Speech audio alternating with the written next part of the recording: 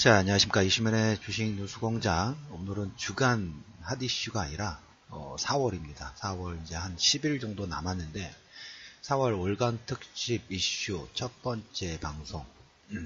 추후에도 뭐 계속 자료를 여기저기서 제가 조사를 하다 보니까 분량이 좀 돼요. 그래서 뭐 향후에도 여러 가지 관점 부분들이 업데이트가 될 예정이기 때문에 1차적으로 우리가 러프하게 이 내용을 가지고 앞으로 몇 년 동안 계속 얘기를 했으면 좋겠다는 생각이 밑에 기본 베이스로 깔려 있습니다. 금주의 주간 상승률 한 30에서 60%, 가장 많이 오른 종목은 거의 80%까지 올라왔어요. 그 공통점을 본다 하면 아무래도 그 남북 경협 관련된 부분들, 현대건설이 뭐 대정주택에서 가장 움직이는데 건설과 시멘트, 특히 중소형 시멘트 관련된 종목군들이 거의 뭐 30에서 80% 이상의 급등이 나왔어요. 그러면서 주도주 확장 관련된 부분들 2차 상승이 어떻게 만들어질 수 있을까? 그러면 이제 우리가 이것과 어떤 경험치가 없죠. 경험치가 없기 때문에 우리가 그 유사한 가장 그래도 유사한 사건 부분들이 어떻게 만들어졌고 그때 어떻게 움직였고 향후에 이제 뭐 관련된 사진 부분들이 있어요. 나중에 이제 역시 그 텔레그램하고 카카오톡에 제가 올려드릴게요. 우리가 항상 그 상상을 해보자는 말씀을 좀 드렸죠. 장보고의 성장주도 보면 밸류에이션이 정말 저평가 됐던가 아니면 회사가 실질적으로 실적이 긍정적으로 바뀌고 있는데 주가를 안 움직이는 종목군들이 있어요. 시장에서 약간 소외를 받았고 근데 왜냐면 주가라는 그 보이는 추상적인 차트로 보면 주가가 안 움직이고 시장에서 소외를 받는데 내면 그 회사가 바뀌는 방향 그리고 향후에 뭐 글로벌 성장이라든지 산업군의 성장이라든지 섹터의 성장이라든지 회사가 나가가는 방향 자체가 계속적으로 긍정적으로 바뀌고 있는데 그건 보이지는 않죠. 주가만 보이니까 우리가 차트로만 평가를 하니까 그 그림 그래서 그 회사의 성장에 대한 그림 부분들을 그려놓고 우리가 어떻게 보면 중장기적으로 계속 적립식으로 월급이 뭐 한 달에 직장인분들 같은 경우에는 가장 어려운 게 그거예요. 향후에 은행 적금식으로 해서 중장기 자금 부분들을 계속 투입을 해가지고 좋은 회사가 어떤지, 좋은 종목은 어떤 건지 이걸 모르죠. 그리고 장보고는 그런 그림을 그려가면서 시간 장중에 시세 부분들을 보기 힘든 분들에 대한 포석 부분들을 그리는 것처럼 회사도 마찬가지고 산업도 마찬가지고 그 다음에 정치적이라는 역사적인 흐름 부분들을 보면서 우리가 하나하나의 포석 부분들을 보려고 하는 그런 케이스들이 있죠. 오늘 제가 말씀드릴 부분들은 일단 지금 이번 주 주간 상승률 30에서 거의 80% 정도 나왔다고 말씀드렸어요. 현대건설이 뭐 대형주 쪽에서 그 대형주 쪽에서 가장 뭐 탄력적인 움직임이 나왔지만 거기에 뭐 한전, 가스공사, 그다음에 뭐 LS, 그다음에 뭐 해상운송 이런 데 종목들과 다 같이 움직이고 있죠. 그러니까 대형주뿐만 아니라 중소형주도 동시다발적인 움직임 부분들이 나오고 있어서 그와 유사한 사례 부분들의 어떤 흐름 부분이 나왔고 어떻게 진행이 됐는가 우리가 알고 있어야 되겠죠. 당연히 계속 이걸 업데이트를 할 거예요. 그래서 오늘 이 방송 부분들이 끝나고 텔레그램하고 카카오톡에 생뚱 맞을 수는 있습니다. 너무 앞서가는 거 아니냐. 우리가 그냥 공부 차원에서 이런 것도 있으니까 참고해둘 사항으로 북한 공업지역의 산업분포 현황 생뚱맞죠. 북한에서 보니까 저쪽에 뭐 나선, 나진 핫산 쪽하고 뭐 청진, 온산은 다 아실 거고 그다음 평양, 남포, 그다음 해주, 신호주 우리한테는 상당히 거리감이 있는 다소 거리감을 느끼는 그런 지역명이기도 합니다만은 앞으로 또 많이 들을 얘기일 수도 있어요. 항상 모든 사람들이 잘 모르는 거에서 의외로 강한 부분들이 나온다고 말씀을 좀 드렸죠. 그래서 미리 우리가 한 번 정도는 살짝 터치를 해놓고 가는 것도 나중에 또 많이 들을 때 남들보다 조금 더 알면 포석 자체가 남들은 할까 말까인데 저 회사에 대해서 잘 알고 있으면 이 회사는 밸류에이션이 싸. 이 회사가 가지고 있는 품목 자체, 그 다음에 산업 여파, 그 다음에 이 회사의 어떤 기술력 부분들이 어떻게 보면 향후에 그 시장에서 바뀌는 걸 선도할 수 있는 기술을 미리 가지고 있다 하면 남들이 모르기 전에 미리 우리가 매집이라는 표현을 그렇습니다. 미리 매수를 접근을 해놓고 남들이 다 너도 나도 좋다더라 하면 그때 딱 매도하고 나오면 되겠죠. 그것처럼 미리 선행학습 부분들 좀 해놓는다고 보시면 될 것 같아요. 그래서 오늘 첫 번째 시간, 두 번째 시간, 세 번째는 추후에 어떻게 될지 아무튼 일단 진행을 해보겠습니다.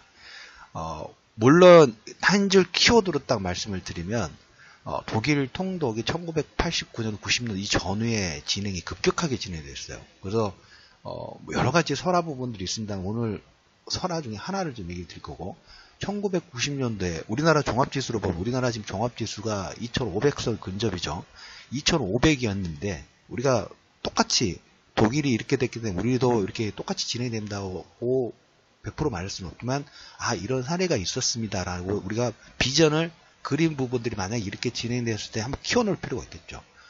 우리나라 지수하고 딱 단순 비교를 하면 종합지수가 2500인데 통일 이후에 독일 지수는 우리나라 종합지수 2500인데 7500까지 갔어요. 2500에서 7500, 3배가 올라왔어요. 독일 닥스 300이, 30이.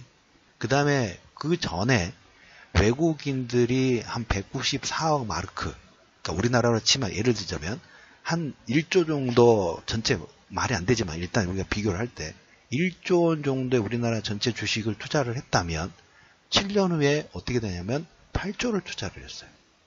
10조를 투자했다면 80조를 투자를 했어요. 그래서 종합지수가 2,500에서 7,500까지 갔어요. 잘 기억해 놓으세요. 우리가 어떻게 이제 어떤 산업군까지 움직였는가 이것까지 한번 러프하게 체크를 할 건데 2,500에서 7,500에 갔고 그 다음에 10조에서 80조 정도 이상 10조는 당연히 넘죠. 우리나라 전체 주식 수가 있는데. 그런데 8배가 증가됐다는 걸 얘기를 먼저 좀 드리도록 하겠습니다. 7,500, 2,500에서 7,500, 그 다음에 8배. 일단 지정학적으로 뭐가 차이점이 있었냐면, 우리나라하고 공통점 부분이 있어요. 2차 세계대전 부분들이 끝나고, 독일과 서독 부분들을, 그러니까 공산주의하고 자본주의가 딱 나눴죠. 우리나라도 2차 세계대전 6.25 끝나고 남북한 공산 자본 미국의 지원 소련의 지원. 근데 이제 그 시점에 1980년도 전에 소련이 약간 뭡니까 이제 이게 위성 국가들을 거느리는 게 너무 힘든 거예요. 그래서 1990년도 80년도 후반에 제국적 지위 부분들을 포기를 선언을 하면서 너희들끼리 이거죠. 1990년도 거의 전후에 80년도 후반에 너희들끼리 알아서 해라 유상 국가들 약간 포기하는 발언 부분이 나오면서 1989년 11월 9일 정도에 이거 막 웃기는 얘기지만 동독 정부가 여행 자유화 정책 부분들을 수정 발표를 했답니다.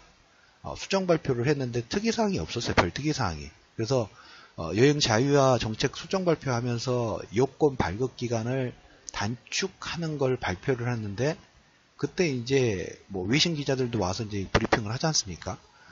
근데 저녁에 이제 기자회견 부분들 발표를 하는데 이 발표하는 당사자가 정책이 수정사항이 별로 없으니까 그냥 원본도 이렇게 자세한 내용을 보지 않고 발표에 참석을 해서 질문이 들어오니까 이탈리아 기자가 이런 질문을 했답니다. 그래서 이 정책이 언제부터 시행이 되느냐? 그래서 지금 바로 라는 코멘트를 했는데 이 이탈리아 기자가 독일이 그렇게 융통하지 않고 잘 몰라서 이런 걸로 오해를 한 거예요. 독일 사람들, 동독 사람들이 서독에 바로 지금부터 여행을 해도 된다. 장벽 통과할 수 있다는 걸로 이해를 해가지고 그 기사를 썼답니다. 그래서 이탈리아라든지 해외 쪽에서 이런 기사들이 계속 급전이 터지다 보니까 나중에 서독 쪽에서도 이걸 인용을 한 거예요. 그때 동독 사람들이 그걸 보고 베를린 장벽 부분들을 우르르 가면서 그러니까 감시초소에서도 그런 통보를 못 받았으니까 못 가게 했는데 방송에도 다 나오지 않냐. 해외 언론에서도 지금 베를린 장벽이 다 무너졌다고 방송하는데 너희들 지금 뭔 소리 하는 거야 라는 식의 반응 부분 하니까 감시초소에서 통과시켜주고 이러면서 베를린 장벽 부분들이 넘어졌다는 하나의 시작점이 됐다는 이런 설화 부분들도 있더라고요. 자, 그러면서 여기서 이제 중요 포인트 부분들은 우리나라 공통 분모는 그 세계대전 이후에 미국과 소련이 어떻게 보면 위성국가의 형태 부분들을 가졌다는 거죠. 그래서 러시아가 소련이 이쪽의 위성국가 부분을 일부 포기를 포기하면서 방치를 하면서 틈이 생겼고, 여기에 기본적으로 독일과 서독 부분들이, 교류 부분들이 계속 왕래화 진행이 좀 됐어요. 그 전에, 뭐, 7차례, 통일 이전에도 뭐 7차례 이상, 뭐, 정상회담 부분들을 하고, 6차례 이상 비공식 정상회담을 통해가지고, 서로가 예전에 뭐 6.15 그 공동선언 있죠. 그것처럼 기본 틀 부분들은 만들어 놨어요. 만들어 놓은 상태에서 갑자기 무너지면서 이렇게 진행이 됐는데, 우리가 이제 봐야 될 부분은 아까 말씀을 드린 대로 이전에 외국인들 자본이 이 통일 전, 그러니까 여기서 지금 종목군은 나중에 오늘 말씀드릴게, 통일 전, 통일 중, 통일 후반, 이 주가라든지 그때 독일 산업이 우리가 예상했던 거 외에도, 저도 이거 조사 부분들 하면서 이런 쪽이 움직였어? 이건 또 다르게 한번 생각해 볼 필요가 있겠다라는 부분이 있어요. 첫 번째 아시다는 것처럼 이번 주 주간 상승률 탑 10, 뭐 대형주급도 마찬가지고 중형주급도, 이건 어떻게 보면 이 얘기를 가지고 한 5년 동안 10년 동안 계속 얘기할 수 있으면 저는 정말 행복할 것 같아요. 제가 원했던 그림 부분들이 그려질 수 있으니까. 통일되기 전, 그 다음에 통일 진행 후, 그 다음에 통일 진행 이후, 그 다음에 이후에 어떤 정책적인 부분들이 나가느냐에 따라서 이 주목받는 산업군 자체가 약한 색깔 부분들이 틀려요. 결론적으로 얘기를 드리면, 우리가 지금 초기 1차 부분에 건설이라든지 시멘트라든지 건자재라든지 이런 쪽 부분들이 시장에도 관심을 좀 두고 있고, 이건 아직 뭡니까? 스타트도 안 했죠. 왜? 이제 회담을 시작할까 말까 하고, 우리가 항상 이제까지 보면 회담들이 진행되다가 꺾였던 그런 케이스들이 많기 때문에 잘 될 거라는 생각 부분들도 가지고 있음에도 과거에 그렇게 뭐 명두사미로 끝났던 케이스들이 많기 때문에 거기에 대한 불안 심리도 안 갖는 건 아니에요. 근데 이제 우리가 보고 싶은 것은 1차적으로 이번 주 주력 섹터 부분도 움직였고, 주 후반에 금요일 정도 잠깐 쉬는 부분들이 있지만 아직 꺾이지는 않았어요. 왜? 다음 주 D-7일이고, 그 다음에 이제 뭐 한 달 뒤에는 트럼프하고 또 코멘트가 진행되는 사이에 해외 변수 부분들은 제가 5월달까지는 중동 지역이 좀 시끄러울 수 있다고 말씀을 좀 드렸죠. 중동 지역이 시끄러울 수 있어요. 저는 이제 여기에 이 포인트 부분에 이 내용이 우리가 단순 비교 부분을 했을 때, 자, 중동 지역의 시끄러운 부분이 우리나라의 자체적인 이 긍정적인 시그널로 같은 대립구도 부분들을 했을 때 어느 쪽이 이길 것인가? 외부의 또 변동성 부분들을 잠재우고 이 관련된 종목군들이 별도로 움직일 수 있을까? 그만한 힘 부분들이 있을까에 대해서 어떻게 보면 다음 주, 다다음 주는 이 대결 구도 부분들이 기본 시장의 중심축 자체가 될 수 있어요. 어느 쪽으로 기울느냐. 여기는 지금 말씀드렸던 이번 주에 주간 상승률 탑 부분들을 이끌었던 섹터 부분들은 계속적인 일단 힘 자체를 어느 정도는 체크를 했어요. 자, 여기서 잠깐 쉬었다 갈 것인가? 아니면 여기에서 계속 버티는 모습들이 나올 것인가? 시장의 변동성 부분들이 나오는데도 버틴다 하면 이것은 뭡니까? 힘, 내력이 있다는 그런 케이스 부분들을 볼 수 있겠죠. 자, 독일의 케이스 부분들에서 제가 이런 비슷한 현상 부분들을 찾아보려고 합니다. A는 독일과 우리나라하고 공통분모로 그대로 똑같지는 않겠지만, 그래도 이런 선례 부분들이 있으니까 우리나라도 비슷하게 거기에 연관되는 부분들을 찾을 수는 있겠죠. 가장 먼저 움직였던 것은 역시 우리나라에 움직였던 것은 건설이라든지 건설 이 주변 종목군들이 가장 많이 움직였는데, 전체적으로 통일 전후와 플러스 마이너스 10년 정도 했을 때 가장 독일에서 상승률 자체가 높았던 것은 건설이 아니에요. 건설이 아니에요. 저도 건설일 거라고, 초창기에는 맞아요. 초창기에는 맞았는데, 소프트웨어란가요? 소프트웨어 쪽이 가장 많은 상승 부분들을 진행을 했어요. 거의 600%, 700% 이상까지? 이 정도 상승 부분들을 좀 하면서, 가장 큰 상승 부분들을 이뤘는데, 통일 초기에는 우리 그 건설이라든지 산업 섹터, 여기가 일단 주력 부분인데, 산업 내에서 소프트웨어가 거의 한 500% 올라갔고요. 독일은. 그 다음에 산업 관련된 부분이 300%, 특히 SAP 있죠. 소프트웨어. 여기가 6배가 올라갔고, 보험사들도 400배, 4배. 아무래도 전체 주가지수가 3배 이상 올라왔기 때문에 대부분의 종목군들이 당연히 상승 부분들을 진행을 했겠죠. 근데 초창기에는 건설 관련된 종목군들이 상승을 주도를 했는데 이게 시간이 되면서 통일 전후에 통일됐을 때 통일되기 전에 주력은 건설 관련된 부분들이 주력이었고 그 다음에 통일된 다음에는 이제 뭡니까? 아시다시피 한 3년 동안 주가가 조정을 좀 받았어요. 왜? 이 통일 비용 자체가 워낙 막대하게 진행이 되다 보니까 국채 발행 부분들을 많이 했어요. 국채 발행을 많이 하다 보니까 금리가 오르죠. 금리가 오르니까 은행주들도 여기에 플러스 알파로 효과, 왜? 돈을 풀어가지고 우리가 보니까 인프라 건설이나 재정정책 부분들을 많이 하다 보니까 여기에서 유통 부분들 하는 은행업종도 상승 부분들이 진행돼서 한 3년 정도, 3, 4년 정도는 닥스 지수가 통일 전에 상승을 했다가 여기서 한번 눌림목 구간이 한 3, 4년 정도 진행되고 거기서부터 여러분들 말씀드렸던 것처럼 세배 슈팅 부분들이 좀 나왔어요. 초창기에는 건설 관련된 섹터 부분들 분위기가 만들어지고 왜? 향후에 기대감 부분들이 있으니까. 그래서 여러분들한테 오늘 사진 부분에서 제가 이제 텔레그램과 카카오톡에 보내야 된다고 말씀을 드렸죠. 북한의 공업지역, 산업분포.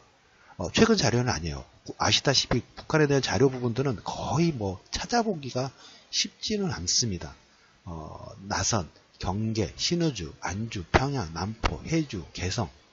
그래서 만약에 이 경협 부분들이 진행됐을 때 북한의 산업, 일단은 우리가 가장 기본적으로 봐야 될 것은 낮은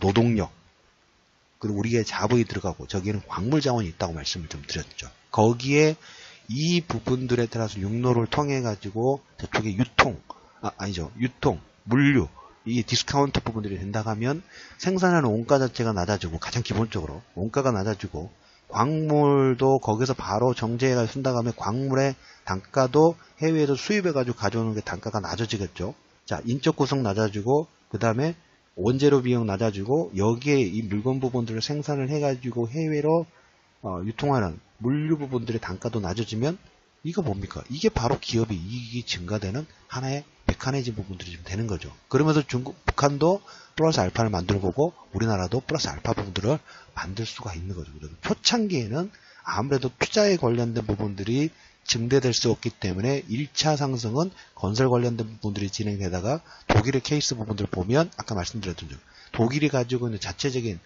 경쟁력 부분들이 뭐 소프트웨어, 그때는 소프트웨어 쪽이었나 봐요. 물론 독일 같은 경우는 제조업 자체가 워낙 강한 나라인데 S&P가 거의 600% 이상 올라가면서 독일이 가지고 있는 여러 가지 산업군, 주력 산업군들이 다 같이 상승 부분도 하나의 매개체 부분들 됐어요. 그래서 독일이 통일, 아까 여행 자유와 관련된 부분에서 변동사항이 없는데 당사자가 변동사항이 없으니까 대충 기자회견 부분을 했는데 이탈리아 기자가 지금부터 바로 여행이 가능하다 이런 걸로 오보해가지고 해외 쪽에서 말이 안 되는 거죠. 이상한 기사 부분들, 통과해도 된다라는 것부터 독일 베를린 장벽이 무너졌다. 우연의 일치이고 설화일 수도 있겠지만 이건 어느 사람이 조사해 놓은 그 내용이 이런 내용들이 있더라고요. 그것처럼 지금 작년 여러분들 한번 생각해 보세요. 작년에 미사일 슈슈슈 날아가면서 그 지정학적 리스크 부분들 그리고 계속적으로 보수층을 탓하려는 게 아니라 보수층 아베 정권 부분을 제가 얘기를 드렸죠. 아베 정권을 지금 만든 가장 큰 역할 부분들을 했던 것은 북한이에요. 지정학적 리스크 부분들을 하면서 아베가 이걸 이거 강력하게 대처를 할 수 있다. 라는 그런 기조 부분들 만들면서 일본 자체적으로 똘똘 뭉칠게 하는 약간 외부의 적 부분들을 만들어가지고 내부를 강하게 시각을 그쪽으로 돌리는 그런 역할 부분들 좀 하고 있죠. 트럼프도 지금 어떻게 보면 해외 쪽에서 계속 문제를 일으키고 있는 게 그런 역할 부분들 좀 했던 그런 케이스들이 있어요. 그러면서 우리가 정작 봐야 될 거는 못 보죠. 왜? 시각 자체가 바뀌니까. 독일도 어떻게 보면 아무것도 아니지만 이 작은 내용으로 나머지가 순식간에 바뀌었어요. 작년에 그 지정학적 리스크 부분들에서 불과 1년 반 사이에 순간적으로 바뀌었죠. 순간적으로 바뀌었으면 이 기운 자체가 계속적으로 커질 수 있는 가능성도 계속적으로 열어둘 필요가 있겠죠. 자, 그래도 오늘 첫 번째, 독일이 말도 안 되는 걸로 독일의 베를린 장벽 부분이 무너졌고, 통일 통일 전에는 건설이나 이쪽 관련된 부분들이 시장에서 가장 큰 영향 부분들, 관심권을 좀 뒀지만 통일 전후를 나눠서 산업군의 소프트웨어 쪽, 그리고 전체 닥스 지수가 우리나라 종합지수로 하면 2,500부터 7,500 정도까지 올라왔고, 그 외국인들의 투자 자금 자체는 뭐 우리가 지금 뭐 100조, 10조라는 그 예정을 준다고 하면 거의 80조까지 증가하면서 전체적인 시장 레벨업 부분들을 그렸습니다. 자, 여러 가지 시나리오 부분들이 계속 만들어질 수 있겠죠. 만들어질 수 있지만 오늘 월간 특집 부분들로 말씀드릴 부분들은 시나리오에서 뭐 1, 2, 3, 4가 있을 수가 있어요. 하지만 이제 여러 가지 시나리오 중에 자, 만약에 이런 상황 부분들이 생각 외로 잘 진행된다 하면 그 케이스에서 우리가 어떻게 대응 부분도 할 건가? 다 케이스마다 우리가 다 맞출 수는 없겠죠. 하지만 1차적으로 미 스케치 부분들은 일단 해두실 필요가 있죠.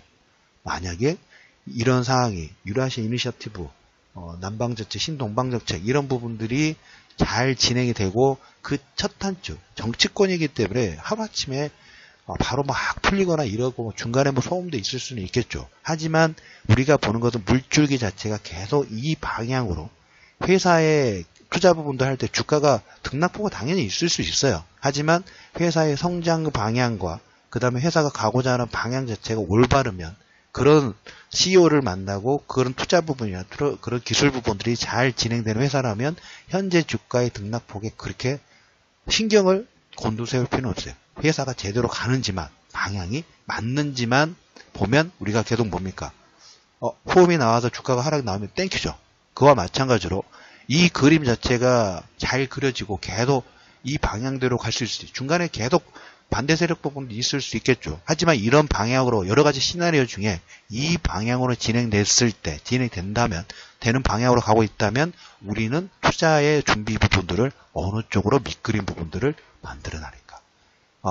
A는 똑같은 케이스로 진행될 수 없겠지만 2,500에서 7,500까지 갔다. 10조에서 80조 이상의 외국인들이 자금 들어와서 3배 이상의 주가 상승 부분이 나온다 하면 여러분들 작년부터 그거 아니더라도 올라갈 가능성이 있는데 플러스 알파 보너스를 이런 식으로 만들어준다고 하면 작년부터 여러분들 10배거 말씀을 드렸죠. 10배거가 더 많이 나올 수가 있는 거예요. 지수가 여러분 3배가 올라왔어요. 지수가 3배 올라왔다면 아까 말씀드린 대형주는 거의 4배에서 5배 올라가고 중소형주는 10배가 가서 수두룩이 나올 수가 있는 그런 가능성도 우리가 미리 한번 체크를 해두실 필요가 있다라는 얘기를 드리면서 첫 번째 방송에서는 주가 상승률 30에서 거의 80%가 나온 종목군들이었습니다. 독일의 통일 케이스 전후에 어떤 움직임 부분들이 1차적으로 나왔는지 간략하게 얘기를 드려보면서 4월 월간 특집 이슈 첫 번째 방송을 마무리하도록 하겠습니다.